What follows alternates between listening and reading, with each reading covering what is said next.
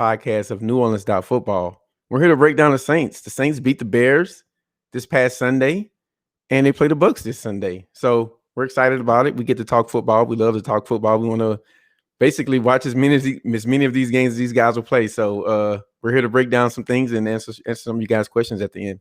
Nick, what's up, man? How you doing? Be honest. I'm doing all right, man. Just getting ready to see how this game goes. Can't beat a team, You can beat a team 3 times. I promise you can beat a team 3 times. I don't think it's possible. Yeah.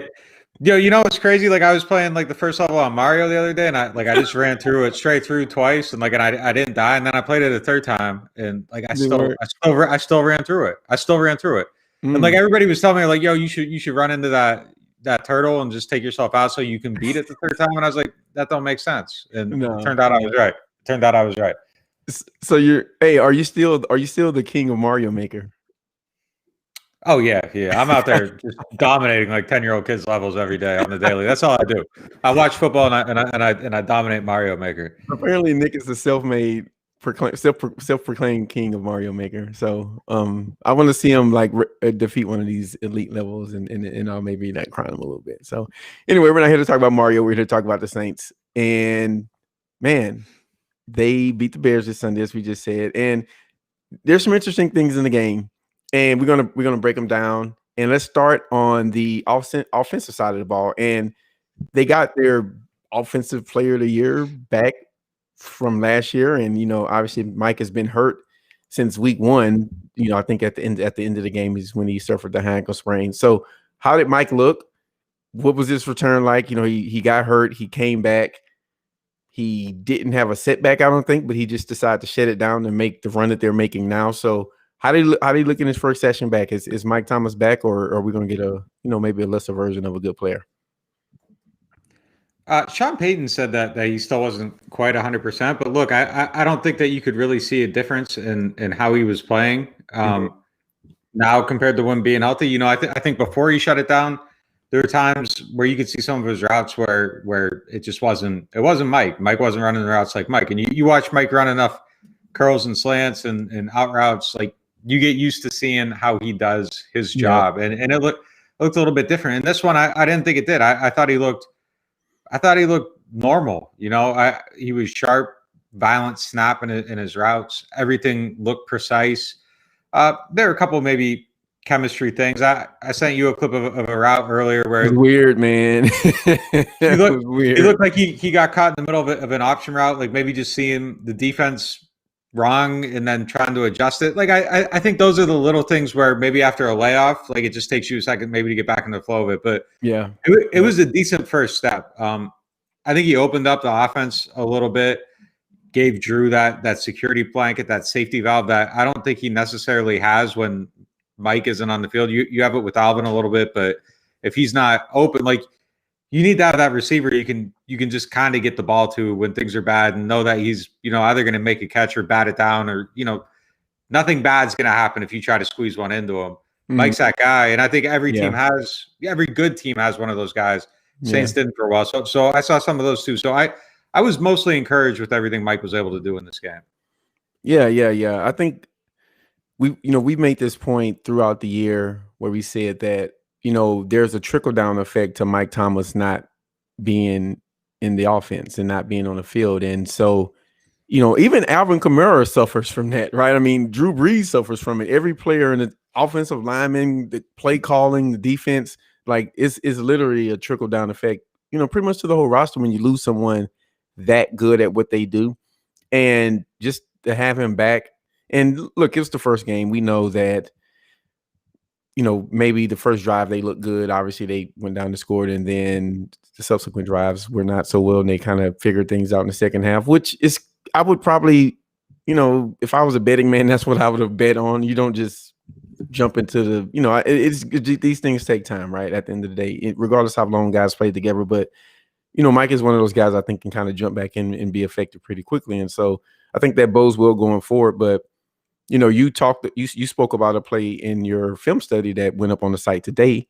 So you guys make sure you go check that out on NewOrleans.Football. Basically breaking down that exactly. And Mike, one play that you spoke about was kind of how he opened up. I think it was a 17-yard catch from Deonte Harris where he kind of took away the safety in the corner and created a lane for him to run the out route. And just those things that it's not on the stat sheet, right? You don't see it. He doesn't get those yards, but maybe that play doesn't happen the week before if, Lil Jordan Humphrey is running that route, right? So I think those are the type of things that you get with him being back on top of the production. No, definitely. And I don't think Emmanuel Sanders benefited the way that I think he will in other games. Mm-hmm. I don't think Jared Cook necessarily benefited the way he will in other games. This was a game where Mike kind of drew coverage and opened things up for Deonte Harris. And I think they were scheming him into some of those spots, knowing that they could get him the ball in space because Mike was going to draw some guys. Yeah. Then Deonte gets the ball, and he's your best catch and run guy on the whole roster. But yeah, I mean, just seeing the coverage roll a little bit like that, whereas before, without Mike, Deonte starts eating you up, your focus might be able to shift towards him, and you can't really do that when Mike's on the field. Right. And it's little subtle things. And look, I know people want to say like, oh, Mike isn't going to draw coverage because he doesn't run these deep routes or whatever, but he does. Like you get these over under brackets. Like yeah, when it's 3rd and 3, like you're going to double Mike and try to take away something. And exactly. Yeah. It's just, he's an impactful player even when he's not getting the ball. And you saw that. And I think he, if he's 85%, like he did enough in this game to where you have to respect him every single snap. He made a 38-yard reception. He did. Got down the field. It was Drew's only really deep pass of the whole game. I think he had 2 others over 10 yards. That was the only one over 20 through the air. But look, he played really, really well. I was encouraged with what he was able to do. I don't think the offense is anywhere near where it needs to be to continue winning games. I think they can get there, but it's just a weird season. You're debuting your offense basically in week 1 of the postseason. So what do they do by week 2? I think there's still a lot of meat on the bone. They played really good in the second half, though. That's encouraging, right? Yeah. Yeah. I think Drew was 14 of 16 in the second half. Yeah, he was 14 to 16 in the second half. Yeah, started 14 for 23 or something in the first half, and then finished. Very impressive.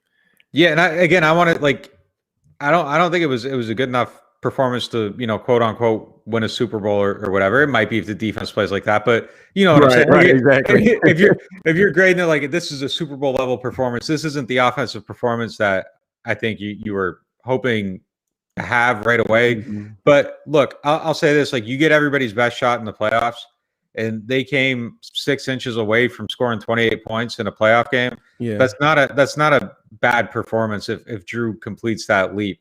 28 points in a playoff game, that's a good amount of points, and it could have been a lot more, but it was a little bit less than that. But overall, in context, it's not that bad of a game against a pretty decent defense. I mean, it was what I think it was 14-3 in the late third quarter, and I think once they got going in the second half, I think you kind of saw the offense open up a little bit, and hopefully that's something that they can do going forward. I think that with this defense, if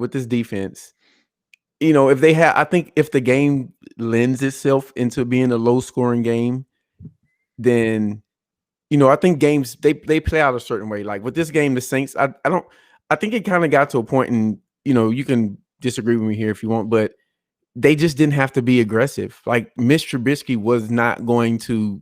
I mean, once they went down 14-3, it felt like it was 28-3 at that point, because you felt like the defense had their number, and the offense just had to not make a big mistake and do anything to let those guys back in. Which at the first half, I thought the Saints were doing. They were doing a lot to keep the Bears in the game. They had a couple of turnovers, and I thought that they were a little sloppy in some ways, right? And then they kind of opened up. I mean, they had a guy dropped the open touchdown.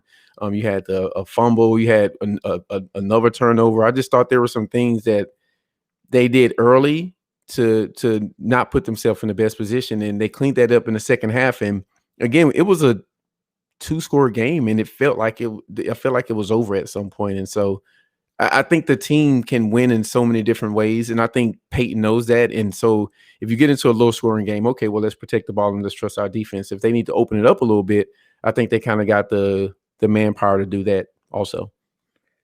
Yeah, look, so somebody in the chat just made a point too that they said that Drew converted 9 third downs, and look, that's really really good. But also, they don't want to hit third downs, and I have a story about this on NewOrleans.Football.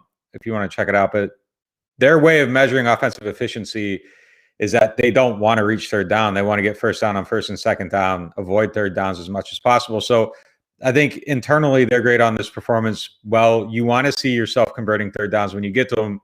I think that there's probably that's too many third downs to reach to begin with, and they want to do better on first and second down. But look, yeah, I mean, it's a tough one to handicap a little bit because there are positives to it, but I also think that again, I think they need to play a lot better than they did that first half. If they play that first half against Tampa Bay this week, I don't know about you, but it kind of feels like maybe against a better offense, you could put yourself in a situation where that slow start and some of those mistakes that you're making could put yourself in a hole. And now all of a sudden, Drew does have to throw you back into a game. And I do believe that Drew can throw you back into a game if he needs to. Right. I personally feel like, and I know the national analysis, they don't agree with this, but I personally feel like I've seen enough out of Drew's arm where I think if you end up in a situation where you need a drive from him and you can't run the ball and he's got to throw the ball outside the numbers because they're clogging the middle, I think he can do it. But yeah, I mean, they got all pro wide receiver Deonte Harris back on. We got to put some respect on his name. He was good, man. I mean, in all seriousness, that's an element to the offense that if you're going to, and we know Kamara can do it, right? We can do it.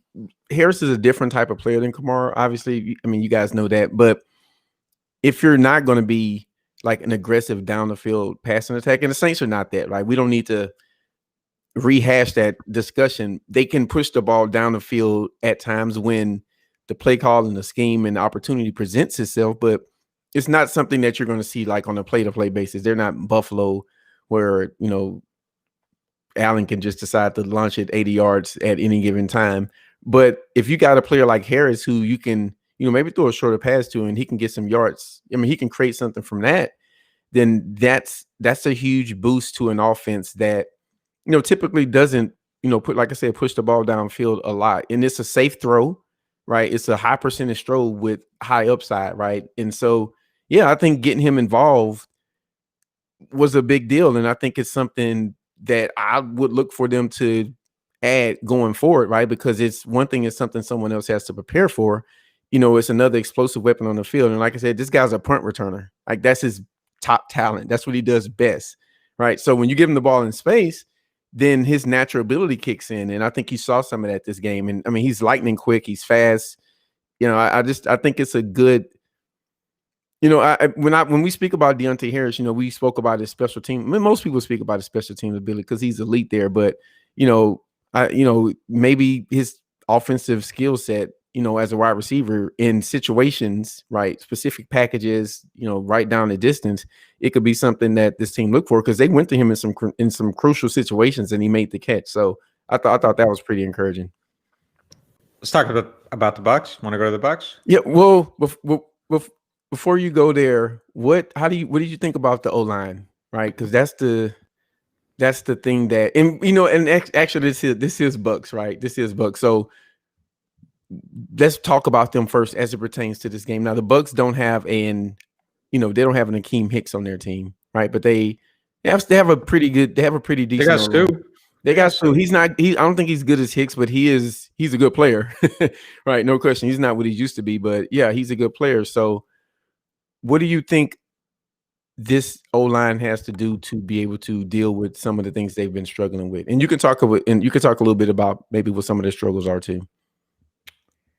So look, I mean, I thought the biggest issue on the line continues to be Ruiz. And look, I know some people disagree with this, but I think if you really break down the film and you look at the way that they were able to hurry Breeze. Look, Breeze protected himself, and some of the plays weren't necessarily impactful, but I think if you watch it, there were some troubling things with how they handled stunts, and basically that's in the most basic way to explain it is it's basically a pick and someone loops around, right? Or you force a switch of some sort on the offensive line. He wasn't recognizing some of these, and I think if you're another team watching them and the way some of these plays went down, and this has been kind of a season-long thing. You know, there's some against the Chargers, the last Bears game, and I think the Bears saw success and they ran it back. You know, I just think that there needs to be a little bit more awareness and more ability in passing some of these things off. And again, Breeze was able to avoid pressure on some of these because he saw it coming, would escape the pocket, change his launch point, you know, outside to the right, or, you know, he's getting rid of the ball quickly. But right. I just think that he put some pressure on Eric McCoy that I think was unwarranted, that he didn't need to put up with. Again, this is a really hard matchup. It's a really hard matchup, but I just think the consistency at that spot is something that needs to get better. Yeah, absolutely. I mean, he sees the stunt late or he doesn't see it at all, right? There's times where it's like it's too late and he'll get a hand on the guy, but the pressure's already there, and maybe he slows him down like a tad bit, but it's, you know, it's a negative play for him. It's just, you know, he just doesn't recognize it. So I've noticed it too. And it's been a, you know, I would like to think like, okay, you know, you keep coaching up, keep coaching him up as a rookie. You know, rookies, sometimes they figure things out and it goes from there. Sometimes it takes a season, sometimes it takes a couple of seasons, but you know, this has been going on pretty much all year. And look, the last game that Nick Easton was healthy, he started, right? And so, you know, clearly they saw him as a better option than Ruiz. Unfortunately, you know, Easton is, you know, he's done for the season on IR. But yeah, I think it's a problem, and it's something that, you know, they're going to have to get figured out because, you know, Tampa is an aggressive defense, right? Todd Bowles, he's gonna blitz. That's just what he does. I think he probably blitzes more than any other defensive coordinator in NFL. Or if he's not the number one, he's close to the top. And so yeah, that's something that, you know, they're going to do because they're going to show some things to Ruiz that he, you know, maybe he's not seen before. He's not really showing that he can handle, and it's, you know, it can be a problem. It's a soft spot. I mean, he can play well. Like the Chris Jones performance was really good. There's been a handful of games where he's been pretty good. I just think there's some inconsistencies. And again, like I've said this before, like for a rookie, no offseason, new position, misses 20 days of camp. There is like a certain level of like, okay, I understand like why he's having issues, but you're in the last season of a Hall of Fame quarterback on the other hand, potentially the last season of a Hall of Fame quarterback on the other hand. And you don't really have a lot of, you know, there's the runway's gone now. Like you're in the playoffs. Like the next mistake could be the one. Again, I said this, like it could get him hit, could force him to throw the game-changing interception, right? Anything. And we're talking about like 3 or 4 plays in a game too. Like it's not like it's every single snap, you know, he's getting mauled and it's just like open turnstile. Right. It's just a handful of plays. And like you said, like it could click and it could get better, but it hasn't. And every time he's out there, except for the Chris Jones game, which was an elite performance against an elite player. Where's that guy at? Right. I think he can find it again. I do think he's talented. Clearly. I think he's gotten better too. Like I think he's gotten better from the start of the season until now. There's things that he's doing that you see him getting better at. It just, you know, I just think the circumstances of everything against him, it's just slowed it down. You thought you'd have Easton. Easton's gone now. You lost your kind of safety net or plan B. Yeah. You know, it's on him. He's got to figure it out. And I think that's the biggest story of the postseason. You got Sue this week. You know, you could have Aaron Donald next week. Then you got Chris Jones again the week after that, potentially. So, like, he's really, really going to be put to the test. And you know, by the end of this, he's going to need to figure it out. Yeah. Or they're going to have to, you know, they're going to have to devote some type of, you know, resource there to kind of like watch that guy. And that does a lot to, like, you know, limit your offense. And so if you got to do that, you just go to Hirsch. Like if you got to use 2 guys or something, like you need to look to the next guy on the depth chart or something. Yeah. That's a fair point. That's a fair point. So the last time the Saints played the Bucs, it was a game, and it went well for the Saints and not so well for the Bucs, obviously. What did the Saints do offensively in that game? Effectively, well, everything seems like everything they did in that game was effective. But what did they do that allowed them to have so much success against the Bucs offense that game? Is that something you think that they can recreate? I don't know if they can recreate it or not, but the coverages that Tampa played lend itself to them just ruthlessly attacking their linebackers. And we all talk about how good their linebackers are, but like they went at him. Like David gave up like 11 catches in the last game. I think White gave up like 6 or 7. They were playing, cover 3 and just they would run Jared Cook right at Levante David, and they just kept going to those matchups over and over, and they bared fruit throughout the game. They, crossing routes underneath. They just really did a good job of going after those guys. And I don't know, like, do they make an adjustment to protect against it, or do you just let it happen again? I'm not sure. Like, it's a I think everybody's going to be a little bit different in this game, but that was definitely plan A, is just kind of attack them over the middle. And I think you can do some of that again. And then on the outside, I don't think that, Carlton Davis is going to win the one-on-one matchup with Mike Thomas again. I think that was a one-time thing in week 1. I don't see it happening again. Yeah. Sanders is more familiar with the offense. Right. I mean, just more so. They got all their weapons. And to the point that you're making, is not just like if they say, hey, Carlton Davis, you're playing Mike Thomas all game with no help, I'm pretty sure the Saints like that matchup, but they can't do that. they're like them. But if but you're gonna have to devote some. So if you're gonna take away those, work harder to take away those those underneath guys, those and help your linebackers out. Where are you taking away those defenders? Like, are you dropping extra play? Are you rushing 3 now, or do you have another secondary defender playing more underneath? Right. So if you try to cover that up, then there's a give and a take there. Well, they blitz on like 45% of their plays too on defense. So you're just taking a guy out of the middle to begin with. So then you can kind of hit those spots in the zone, and there you go. And then the other thing too is Breeze is the second best quarterback in the NFL this year, I think, when passing under pressure at like 57%. So it's just, I don't know. It's a tough approach for them, and they're going to be aggressive because they're always aggressive. But I think the reason that the Saints won that last game 38-3 is because the Saints match up really well against this team. And once they got going on defense and they got their offense going enough, I think those advantages they had showed up. I don't think they're going to win this game 38-3. I think it's probably going to be, a 31-27 type of game. I think it's going to probably be really close. But I do think that New Orleans is a better team with the better roster. They match up better. I think their strengths are some of Tampa Bay's weaknesses. And, they got all these weapons, but it turns out that you got one guy on the outside that erases one of your better receivers. Is Mike Evans considered the best receiver on this team? Is it?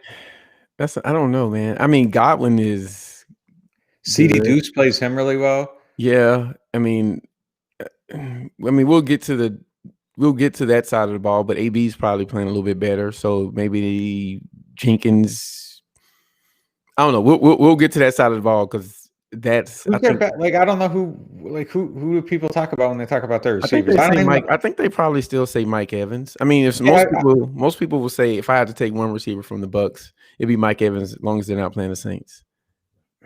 I don't want to say this the wrong way, but I probably have trouble evaluating Mike Evans because every time I see him go against Marshawn twice a year. So it's kind of like, I see him through that light, and it kind of like people are like, oh, Mike Evans. I'm like, he's Mike Evans. Yeah, it's like the guy with 3 catches this year against the Saints. It's like, yeah, I hear he's pretty good. Yeah, he's pretty good. Allegedly. I mean, he is a very good receiver. Just Marshawn plays him so well that I'm sure it skewed the way I look at him. But maybe he is the centerpiece of it. But I'm just saying the way the Saints match up on both sides, I think it's advantageous. As long as their interior holds up, I think it should be okay. And I mean, Bruce Arians had a quote this week. He said, "I thought the Bears defended them well until they decided to play zone that drive." So I don't know, man. I mean, that guy talks a lot. And he says a lot of things, but if I just don't know if this is the offense where you want to go out and say, all right, we're playing man across the board, and we're gonna live with that, because I don't think the Bucs have the players for that. I mean, listen, any given Sunday, right? But that's not a matchup that I would say favors the Bucs. And when you're blitzing, like that, you kind of. When you blitzing that extra guy, I mean, a lot of teams play zone behind the blitz because it can you kind of protect yourself a little bit. If you're going to blitz that much and play a lot of man, You're going to open yourself up to big plays, right? And if you catch Deonte Harris on the slant at the wrong time, you're looking at a house call. Yeah, and that's when Breeze will throw it on the field. Like if you're like, what kind of man coverage are they playing? Yeah. Like, are you blitzing man cover? Like you aren't going to have two guys deep the whole game. Like there's going to be opportunities that are going to open up. I don't understand that commentary at all. I think Drew's good against those coverage. Like I just don't. I didn't understand that comment at all. He says a lot of things that are just kind of like, why are you? Weird, man. He got his left tackle killed. So Donovan Smith was probably telling that man to shut up. Like I don't understand it at all. Like he just says things, and it just doesn't make sense.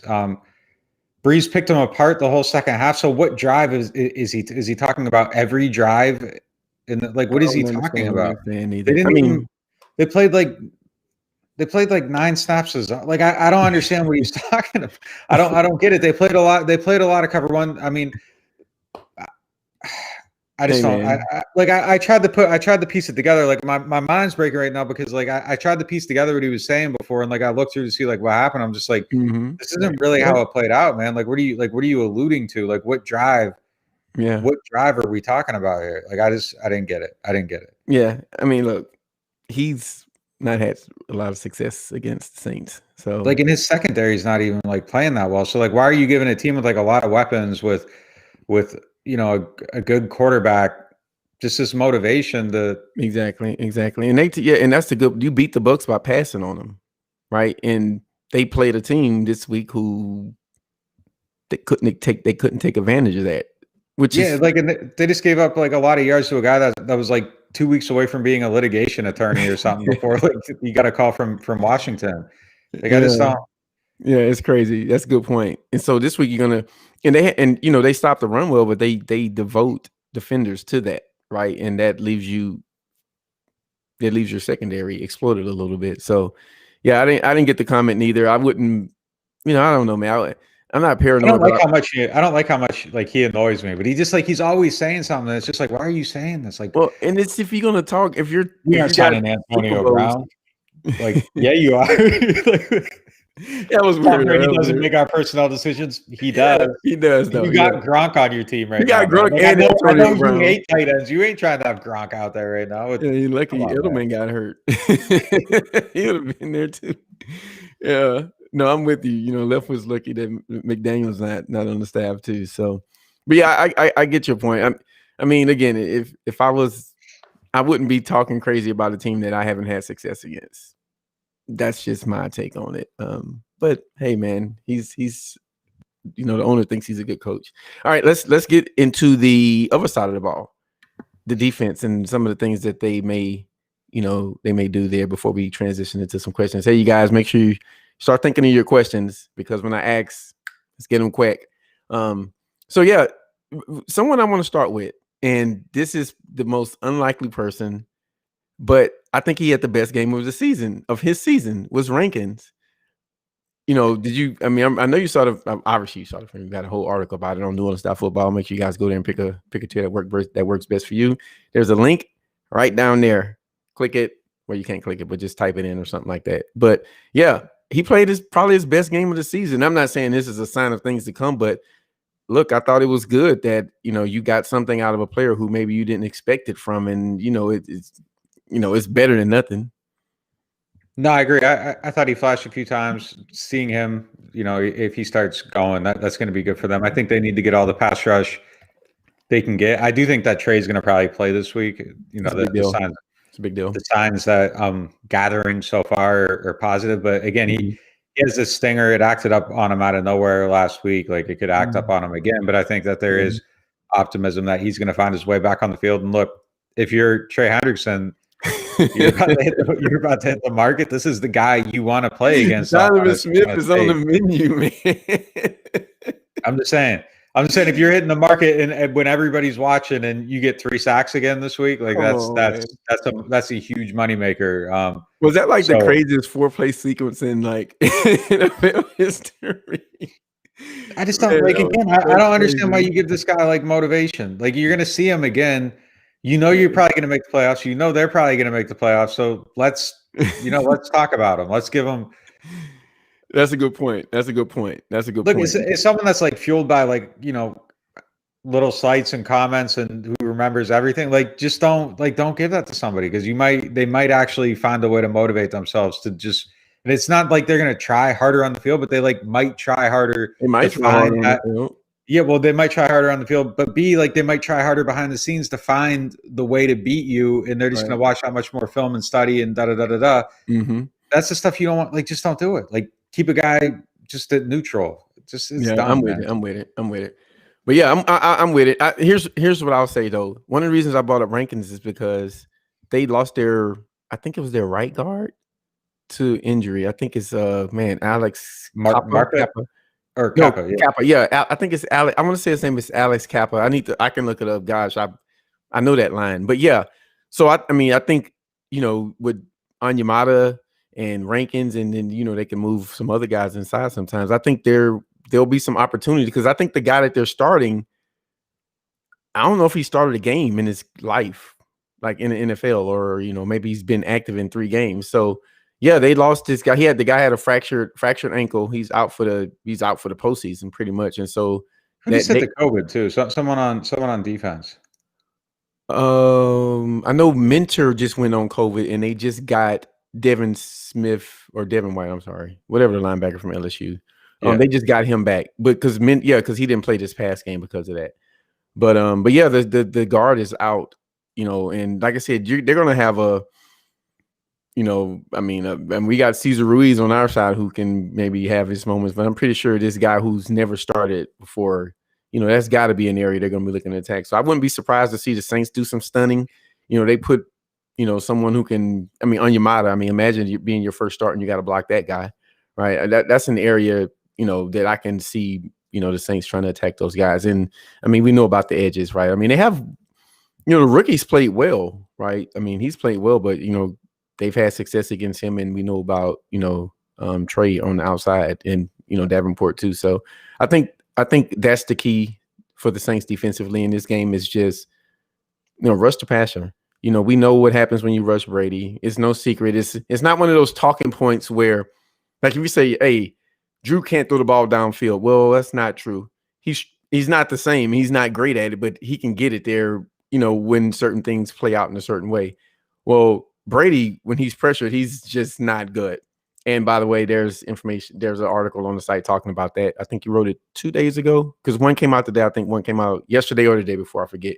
But yeah, you guys go check that out. But yeah, just speak about, just some of the things you saw when he's pressured, and, some of the other areas you think they can attack those guys on defense. Yeah, and this isn't just like a this year thing for me. Like I watched them all last year too, and he just covered them. Yeah, he just. There's times like if you're getting a lot of pressure on him, like he starts feeling pressure that isn't actually there, and I think that happened in the 38-3 game. But like you can actually see him like duck sometimes when there's no reason to duck. Like this just kind of happens to him, and it's not like the Saints dominated him with the 4-man rush. I felt like that was the outlier. Like I think if you can let Brady see the pressure, and like when he sees Malcolm Jenkins blitzing and there isn't anyone that's going to block him, that's when he's in trouble, because he knows he can't move, and there's nothing he can really do to protect himself, and that's when he starts falling apart. And I see. You see him screaming at everybody, and I think it's just there's just a whole effect that he just doesn't handle those situations as well as he should, probably, as a 40-some-year-old quarterback. And it's understandable, but he's a naturally frustrated guy when things aren't working. And if you can find ways to frustrate him with that, it starts to have an impact on him. And I think in the Washington game, even the second half, they started blitzing him more. It started being successful, and then they started having success on defense. In the first half, there wasn't a whole lot of pass rush on him, and they were picking him apart. And it's a night and day thing. And look, you got to pick your spots. If you're blitzing Brady and you don't win, he's going to beat you. So, there's a double-edged sword there. But if you're a team like the Saints that know how to scheme that stuff up, I think you go for it. You got to take a chance. That's kind of the key to victory. And yeah, White did come back, and then Mentor, I think, went out. Yeah, Mentor went yesterday. Out. Like they didn't have anybody. I didn't see the transactions today. I don't think anybody else hit today. So, I guess that's something to kind of monitor. If there was anybody else, you come in, but if you got to the next day, you're not in the clear, but it's better than not being in the clear. But. Right. Yeah, I think Brady just hit him on the first snap, like Cam Jordan did. Just hit him on the first snap, whatever it takes. Like, hey guys, we're game planning for the first play of the game. Gotta let them know you're there. Yeah. Zero blitz. Zero blitz. Like everybody's coming. Even if he throws a touchdown, just hit him. Take the flag, take the penalty. Just hit him. Hit him. Just the first play of the game. One thing I was thinking about this game is, I don't think this is one of those games where because the Bucs, they found a little bit of a run game against the Washington football team. Glad I got that right. It's just weird, man. WFT. I every time I look at that those letters, I think WTF, and I'm like, what? I still haven't gotten used to it, but regardless, yeah, I don't think this is one of those games where you're gonna see a lot of running from them. I don't think running is in Bruce Arians' DNA. I think he can try to get away with that against teams like Washington and whatnot because the game is probably going to be close the whole game. So that's not something that I'm seeing from him. So I'm just looking at the secondary here, right? We know who's going to be. Marshawn is going to be against Mike Evans. We know that's coming. Jack Rabbit is probably going to be on whoever's outside, most likely Antonio Brown. Malcolm Jenkins is probably going to be on Gronk. You're going to see Chauncey Gardner-Johnson against Godwin. We know the matchups, right? There's no secret of how this thing is probably going to play, and those guys just need to come out and play. And as much as this game is on the D line, and I really do think that's the most important group for the most part, I think it's almost the same for the secondary. Those guys have to play well for the Saints to be able to slow down that passing attack. Because at the end of the day, they got a lot of guys that can catch the ball and do something with it. I mean, it's Scotty Miller dude can probably sometimes catch stuff out the blue and, I don't know, decide to be great that day. Cameron Brate had a good game against the Washington football team. So yeah, the secondary is going to have to play. The weird part is that it's almost like they got too many guys, right? And you don't really know who's going to be the guy. And I don't know if that's a good thing for the Bucs or whatnot, but yeah, I think the secondary has a big part to play this game too. Definitely. I know we were trying to keep this one under an hour, but I'm about to introduce another topic here. Go ahead. You guys all right, there you go. You guys still got some more time to ask your questions. Do you think like where do you think Chauncey Gardner-Johnson ranks on the scale of most annoying football players of all time? I've never seen people react to something. I've seen the Cortland Finnegan thing. I think he was an agitator. What's the linebacker for the Broncos back in the day, Bill Romanowski? I'm thinking of guys like that who spit on people and stuff. Cortland Finnegan and was it Finnegan? Yeah, the guy from the Titans. Yeah, he was annoying, man. The guy for the Saints. He spent a camp with the Saints. He spent a week in camp for the Saints. He's a Saints legend. He's a Saints legend. That's right. He might not good here. He played in the same secondary as Champ Bailey. No, that was later. No, it was different years. It was definitely a West Virginia season. He might have been in the Browner secondary. Oh no. For a week. A week. Yeah, they was trying to suck that year. Yeah, I mean, I'm just thinking. Was that the year Hakeem Nicks came into camp too? Man, that wasn't an all-star camp. Who? I think Hakeem Nicks spent 2 days of camp with the Saints too that year. Oh wow. Yeah. Did Dez come to one of those camps? No, Dez joined during the season, man. No, but then I thought he was with them after that or something, rehabbing. I don't know. No. Okay. All right. I'm forgetting. But Gardner-Johnson, I mean, look, man, he might be top because I've never heard a coach say we spent significant time this week preparing our players to not take the bait. He even said it he said we spent valuable time talking about this. And lo and behold, he found the way. He said unbelievable. He found the way. He was like, you will get ejected. I think saw someone in chat say they're gonna his when he signs an extension, getting people ejected is gonna be one of the incentives in the contract. You get a player kicked out, you get a kicker.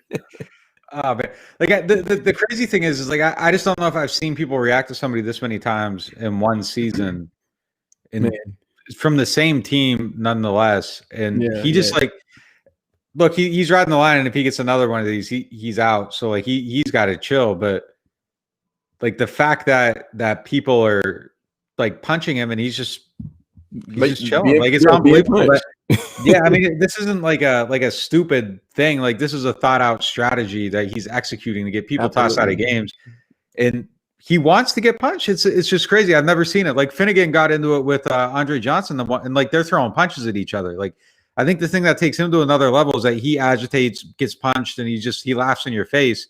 And I don't know that I've seen many people with that level of cool. Like he's just like, you played yourself, get out of here. Like get out of here. He's got to be super confident about taking. Like he's like you. I mean, to like get someone that mad, then you get punched, and you're like. I mean, you got a helmet on, so I guess that's probably. I don't think he can carry either way, though. Like, it's the strategy, man. He's playing. He's like playing a higher level game, and like it's just. Yeah, I mean, if someone said Kevin's, Mike Tyson's going to punch you, but you can wear a football helmet, I might feel a little bit better. Feel a little bit better. Mike, hands on the money, man. Mike. Wait, those helmets are made for Mike, Mike still got hands, man. He still got hands. Have you seen him? I mean, this is way off top. I saw it like he's 54, and I saw this video of him training. I was like, he just fought a couple of weeks ago. Yeah, Roy. Roy didn't. When Roy wasn't hugging that man all night. And I don't blame Roy one bit. I didn't complain not once. I was like, man, he just doing what anybody else would do. But yeah, no, I don't know what's going on with him, man. But as long as he doesn't get ejected, and I think they've spoken about that. Like he walks a fine line, but he walks it just right. Like he's playing with fire. Like he's right next to a big can of gasoline, but he ain't got burnt yet, man. So hopefully he's smart enough to know not to get kicked out of one of these games. So, okay, guys, get your questions ready. Did you see the video of like Brady yelling at him? Oh man, I saw it because I think you retweeted or something. Oh man, it was unbelievable. Yeah. And they called it like the live mic. It's like, shut up, 22. Like, yeah, like this high pitched voice.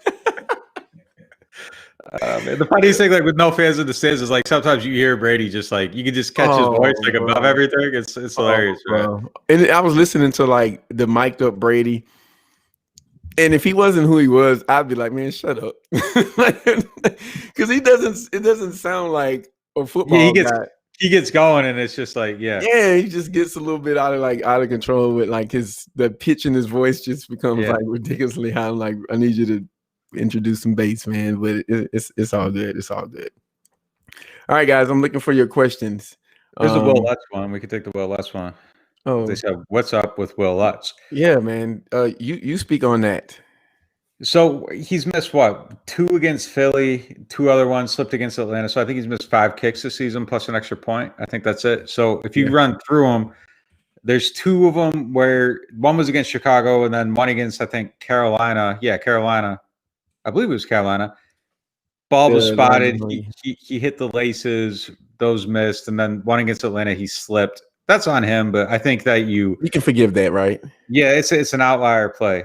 So then you're down to 2 misses in Philadelphia outside game. Like, I don't think it's as bad as it necessarily looks. Like he missed a 50-yarder. He's a guy that's here to hit 50-yarders. That's his forte. He's the guy that hits 50-yard field goals. Mm-hmm. He's the guy that doesn't miss. He's supposed to be one of the most consistent kickers in the league, and you've just really never seen variations with his play like this. So it comes off as a little shocking, and frankly, I understand the concern, but I think there's been issues with the whole operation. When a guy hits the laces, I don't think that you can necessarily just say, "Oh, it was a bad spot." Like, there's a reason sometimes why it's a bad spot. Sometimes it's a bad spot, and the spotter didn't do his job. But there's a lot going on with this operation where, if they're basically like they want the same RPMs, they want the ball to arrive the same way every time. Spotter catches it, half turn, boom, and it's supposed to be the same every single time. Exactly. It might be Morstead. It might be a snap when it's off. I know the last one where he hit the laces, I'm pretty sure it was just a bad spot. The other one, it's hard to tell like what happened there. So there's a lot going on there. Like, and it's so hard to point fingers at a specific person because it's just it's a clockwork thing. Right. One thing comes a little bit out of sync, the whole thing's out of sync, and that isn't what happened on this last kick. He just straight up missed it. Yeah, that was a miss. Yeah, and things can snowball on you, but I believe Will Lutz is a really good kicker. I'm not totally worried about him yet. If he misses one more, I'll join everybody else in being worried about it. But I think it's just kind of like some things have happened. Special teams have been off just a little bit, maybe all year in multiple, yeah. I get multiple areas, yeah. And it's just a lot of things are just a little bit off for which should be a strength of this team, and it just isn't right now. Yeah. All right, we got another question here from Mike M. He said, how impactful is the return of Ali Marpet for this matchup? Because he didn't play the last game, and they made a big deal about their the left guard being out, and like the rest of the guys was getting pass rush off the field. But yeah, he'll be back for this matchup. They just lost the other guard, but yeah, go ahead. I mean, I think when you have your guys, it helps. You want to have your best players on the field, so you have your best player on the field, and that helps clean things up. Like you said, the other guy's going to be missing. Right. I do think that they just kind of have their number a little bit up front. I think that's part of it. Yeah.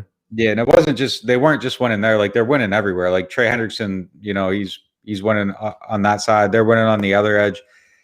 If they have the same issues, like you can win outside, and if they're stronger in the middle, great. If they're stronger at this spot, great. But like if you're attacking the other areas, so yeah, I mean, I think it strengthens them, it helps them, and they become a better team. But I don't think that's like where you're like, damn, like this is, yeah. Okay, all right. So I got another question for you here from Go. Do you see a problem with Sean's conservativeness on fourth downs? He didn't go for it on 4th and 2 and 4th and 4 in Chicago. Might change this week versus Tampa Bay? ? Was that in the first half? So they kicked on one I thought they should have gone for. Or they went for one where I thought they should have kicked, actually. But then it would have been like a 54. That was the first field goal. The second drive of the game, I think it was. Yeah, so I thought that was like they went for it there, and like I'm sure the analytics like agree with going for it, but I was just kind of like, you got Will Lutz, but then Will Lutz missed a 50-yarder later. So you're in the Superdome too, so it's like maybe they were smarter than me. Maybe there's something going on there that we don't know about. There's some injury or something, or maybe just lack of confidence. I don't know. Yeah. I mean, there's something that I thought that was weird. When was that other one? Was it in the first? If it was in the first half, like I understand. Yeah, I don't remember exactly. I'm drawing a blank on the second. I remember the second one. I remember the one in the second play of the game. I mean, the second drive of the game. I can't think of the second one. So they punted. It was a short field. I think he hit like a 31-yard, 36-yard. Yeah, 31-yard punt. Yeah. Yeah, I'm drawing a blank, man. 4th and 2. He said it in the first half. Like so their offense wasn't doing well in the first. Like I understand. Like that's probably another one where analytics definitely say go for it, but then it's like if you're in the flow of the game, you see how it's kind of going. Your defense is playing that good. Your offense isn't moving the ball that well. You play, now I'm remembering it. You play the field position, and it makes some sense. That's what I think. Like, because again, you go back to the way that game was played. The Mitchell Trubisky is not going to run you. He's not going to score you out of the Superdome, and your defense is playing well. So I think. You coach every game differently, right? You coach every, if your defense is playing well, then there's no need to take that offensive risk. If they're playing the Chiefs or some team that you feel like they're going to put up 30 on you, then you're probably a little bit more prone to go for it on those downs where, there may be some risk in not getting it. So, and I'm pretty sure that goes into the game plan, right? When you're playing the Bears, maybe you don't have as many fourth down plays into the game plan that you would have as if you were playing a team like the Bills or, like I said, the Chiefs who were more explosive. So it's probably a little bit of that goes into it also. You have to coach each game differently because, every opponent is different. So, all right, let's see. I just had a breeze for getting the play moment there. But yeah, what I was thinking of, they ended up punting when I was shocked they didn't kick the field goal. And they punted it and played field position. Okay. Yeah. All right. Well, guys, that is proof that Nick is human. All right. So last question. This question is from Nuzence. Do you have more faith? I'll let you go first on this one. I got to plug in my computer real quick. Okay, all right. Nick is human, guys. All right, so this question says, do I have more faith in the offense or the defense versus the Bucs? I'm going to say that, man, that's a good question. I'll say defense only because I just saw the defense do it, right? It's like maybe it's recency bias. I feel like the defense, because you remember the defense, and I think the defense deserves it, right? Because they played the Bucs twice this year, and the defense played relatively well both games. And I think you could say the first game the offense struggled a little bit, and then the offense was amazing the second game. But the defense was just as good the second game. So just based on history of this season and how the games have gone, I think you can probably safely say that, I can probably feel good about the defense, but I don't think it's like a knock. I don't think you knock it out the park. I think that when you play some guys and they have success against you, I think you can, get in their head a little bit. I think that may be the case. Like whatever Donovan Smith says in front of whoever he's talking to, like it's in his head a little bit. Like people have played professional sports. I did, and there was guys that were good who, they got at me sometimes, and and Nick is laughing, and I'm gonna keep him like off the screen, but and I'm gonna mute him in a second. But yeah, it was guys I was like, man, I gotta play this guy. I know he's. You weren't a professional athlete. Hey, look, man, I run a foot. This shirt's about like I'm about to pop that shirt off, so they might think I played in the league, but I didn't. Answer the question, man. You gotta see what I deal with all day. Like I'm serious. Man. This is like all day. He's like a 24/7 troll, man. Oh man. You got those buttons playing defense, even though you didn't play defense in the league. So yeah, I think honestly, I think I would probably go with the.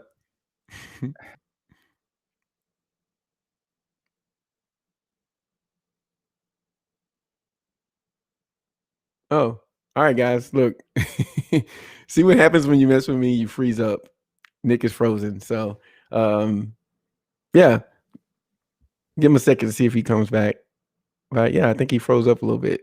All right, you're moving again. All right, welcome back, Nick. I think I would probably go with. We can't hear you. No, we can't hear you. It's all good. It's all good. Yeah, technical hiccup, and Nick is taking a nap. Well, all right, guys. That'll do it. That'll do it for us. So, hey, make sure you guys go to NewOrleans.Football /subscribe. Pick a tier that works best for you. A few different options. Elite members get these. You get these Saturday Zooms where you basically get personal time with Nick, and he tells you, how thankful he is for joining the site and everything. And it's amazing. And I suggest you guys check it out because I'm joking about it, but it is cool. Articles on the website breaking down the Bucs offense and the things that they do and how they've changed over the past few weeks since the Saints played them last. And also he has some of the things about how the Saints offense is playing. So basically you're going to get all the analysis that you need from both angles that you can't get anywhere else. I promise you that. So you guys go there, check it out. Make sure you guys stay safe. The game is this weekend. You tune in, follow us on Twitter. You can follow me at Kevin Marsh Jr. You can follow Nick on Twitter at Nick_Underhill. With that said, thank you guys for listening. We'll see you next week. We out.